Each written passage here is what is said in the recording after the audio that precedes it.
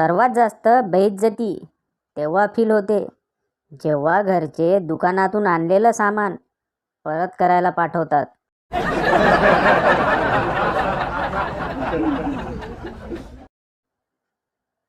Ladies का दिमाग. पति का किसी के साथ अफेयर चल रहा था. पत्नी ने पति के लिए एक ही रंग के अंडरवेयर खरीदे. पति: एक ही रंग के क्यों लिए? सब बोलेंगे मैं कभी अंडरवेयर नहीं बदलता. पत्नी: सब कौन?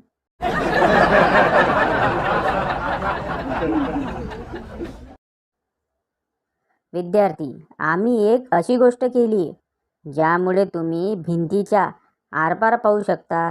सर: गुड जॉब मुलांनो. काय बनवलंय तुम्ही?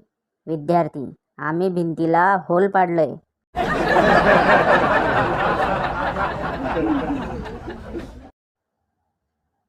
कालच्या राजकीय हालचाली पाहून असं वाटतंय सगळे विश्वसनीय आणि खात्रीलायक सूत्रांना आता पोत्यात घालून हाणले पाहिजेत.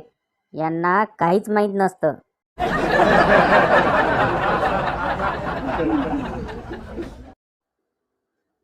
तिने त्याच्या डोक्यावर हात ठेवून सांगितले की मी फक्त तुझीच आहे.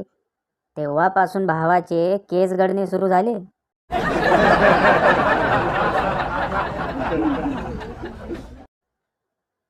महिला: डॉक्टर साहेब, माझे पती झोपेत बडबड करतात. काय करू? डॉक्टर: त्यांना दिवसा बोलण्याची संधी द्या.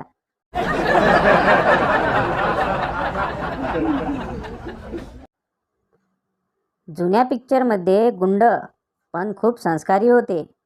जोपर्यंत गाणं संपत नाही तोपर्यंत गोळी चालवायची नाही.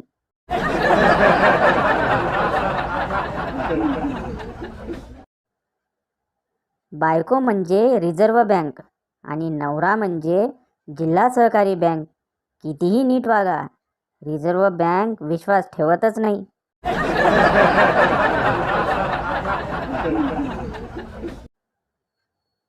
शेजारीन: तुमचा बंडू खूप वाईट शिव्या देतो. बंडूची आई: असू द्या हो, अजून तो लहान आहे. मोठा झाला की देईल चांगल्या.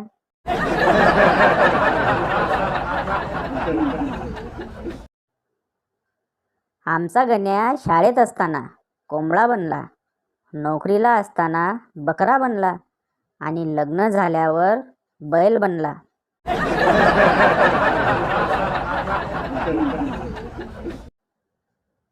सुट्टीच्या दिवशी घरी बसलेला नवरा बायकांना टेम्पररी सासूसारखा वाटतो.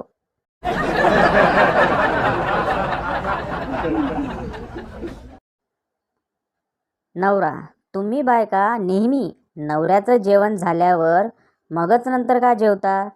भूक लागली तर जेवण करून घ्यायचं, वाट पाहत बसू नये. बायको: यामागे काही शास्त्रीय कारणे आहेत. एखादा शास्त्रज्ञ जेव्हा औषध बनवतो तेव्हा तो आधी माकडावर त्याचा प्रयोग करतो.